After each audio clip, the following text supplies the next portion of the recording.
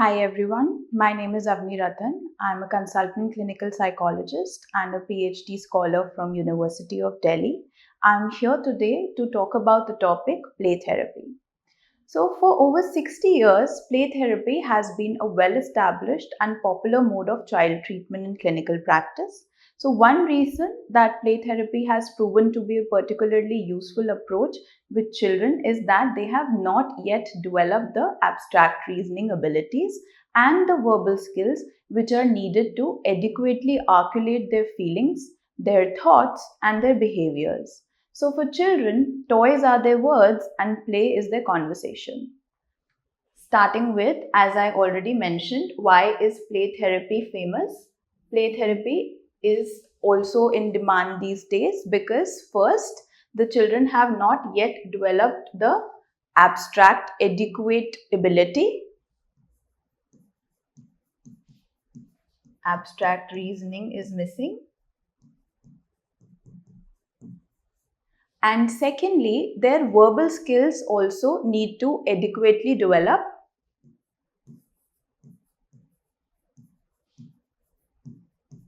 In order for them to articulate their thoughts, their behaviors, and their feelings. So, how do we define play therapy? Play therapy can be defined as an interpersonal process where a trained therapist systematically applies the curative powers of play. So, what are the curative powers of play that we are looking at? Something like relationship enhancement, role playing, communication, mastery, then catharsis, attachment formation, etc. These are the curative powers of play that a therapist uses to help the clients resolve their current psychological difficulties, and it also helps them prevent their future ones. So play techniques, it specifies how to use the play materials so as to effectively implement the therapeutic powers of play. So playing children, they choose the content and purpose of their actions. They follow their own instincts, they follow their own ideas, and they follow their own interests in their own way for their own reasons, right? Thus, LC considers that play is a process that players choose freely and they direct their actions according to their wish and will and to attain their perceived rewards. So, play therapy in a way is very, very individualistic, as the purpose, the actions, the interest, and the ideas, they are very, very personal to that child.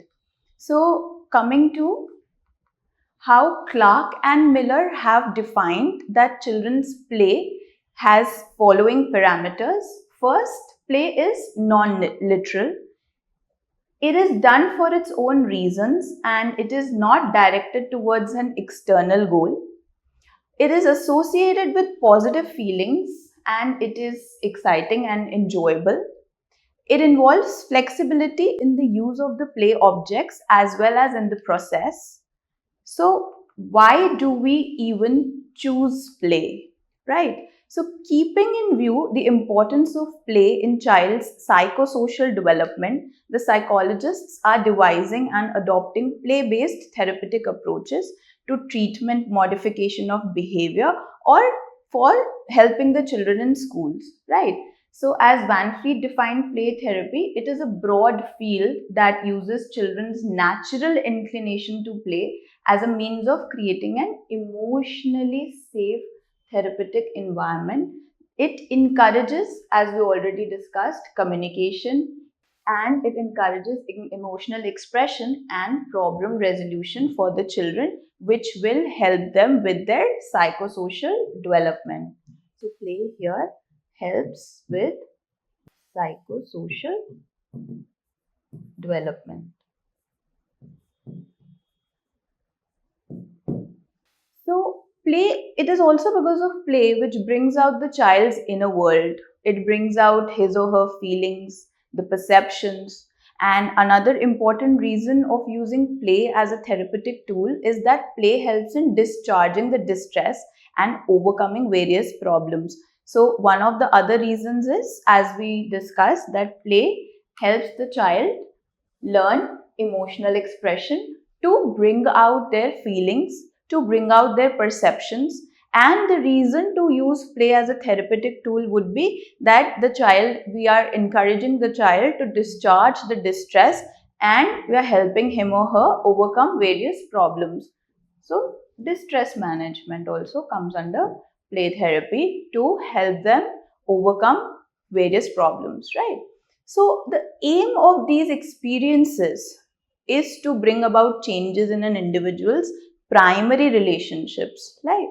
So as we talked about, the aim is also to bring relationship building into the context.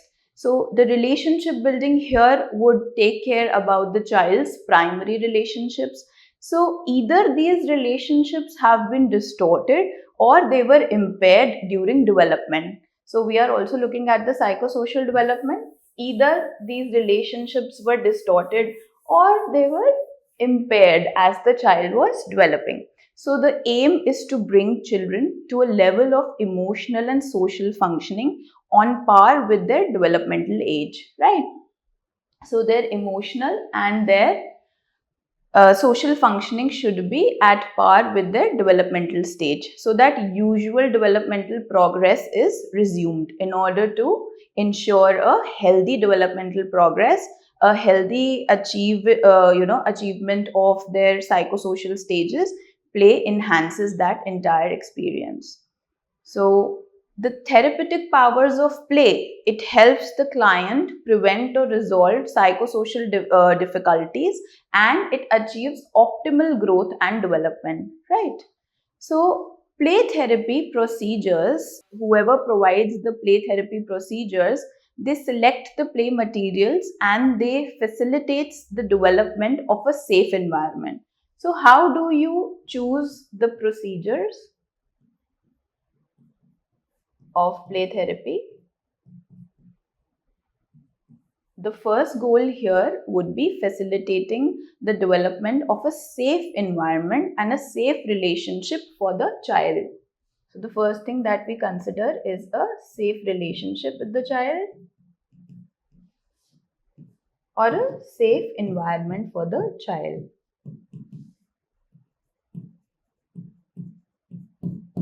That is the first thing, right? So to fully express and explore their self through play, this is very, very important. A safe relationship or a safe environment is very important for the child to fully express and explore their feelings, their thoughts, their experiences, their behaviors, and their perceptions, right? So here the play becomes a natural medium of communication for optimum growth and development. The second is emotional expression, which is usually done by play. Play becomes the mode of communication. So these are the two important factors that we keep in mind when we are talking about play therapy. Now, moving on to the salient features of play and play therapy. So play is not just any random activity, it is purposeful, right? As we were discussing it previously also, that it comes with goals, so it has to be purposeful. It is directly related to the development of a child, be it physical development, be it the motor development, be it the social development, or the emotional development. So, play has a direct relationship to the development of a child, either be physical, be motor, be social, or emotional or psychological.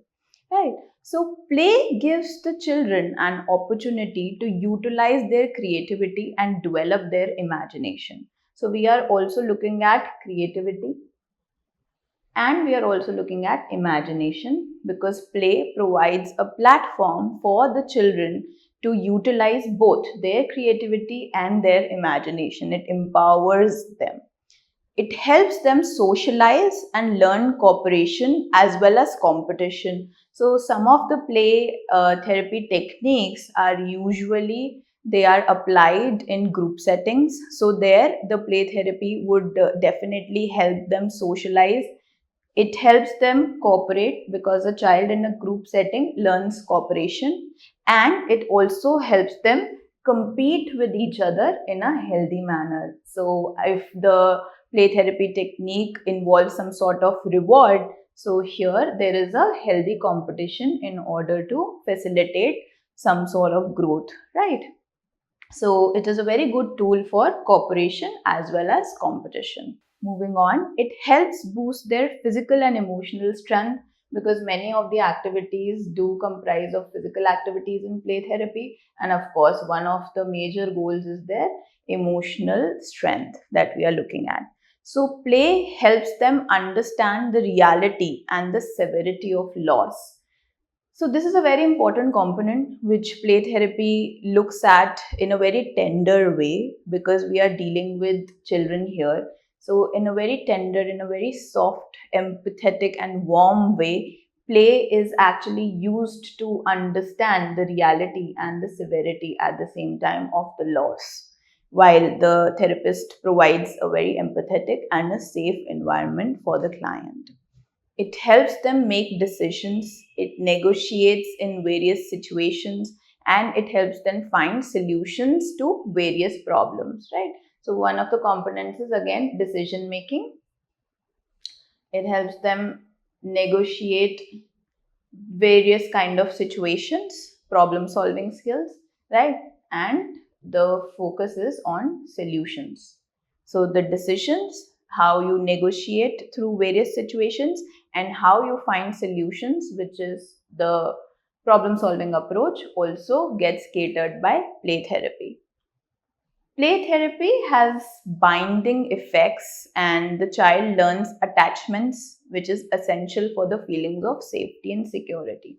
So again, here the children are going to learn a great deal about attachments, what are healthy attachments, and what kind of attachments are there, what kind of attachment pattern did the child have, and whether that needed any sort of change. And developing the sense of attachment is very, very essential for a child to feel safe and secure in that environment. So play gives them an opportunity to express themselves. Here we are talking about emotional expression, that play gives them an opportunity to express themselves and their feelings. So this is one of the major goals of the therapy. So play is also an integral part of the lives of the children, right? So therapy or not, play is anyways an integral part of usually most of the children, right? So play can be used to help children overcome their distress and psychological problem. So when we talk about problem solving, it helps in overcoming their distress, and it also helps in overcoming their psychological problems. So play is another type of communication, but play therapy does not necessarily require any language or verbalization from the target child, right? So as we were discussing, that the toys are the tools through which the child expresses themselves. It is their language, right? So it is not necessarily the child has to have a developed verbal skill, but play can also facilitate necessary verbalization from the target child, right? So it becomes the mode of communication.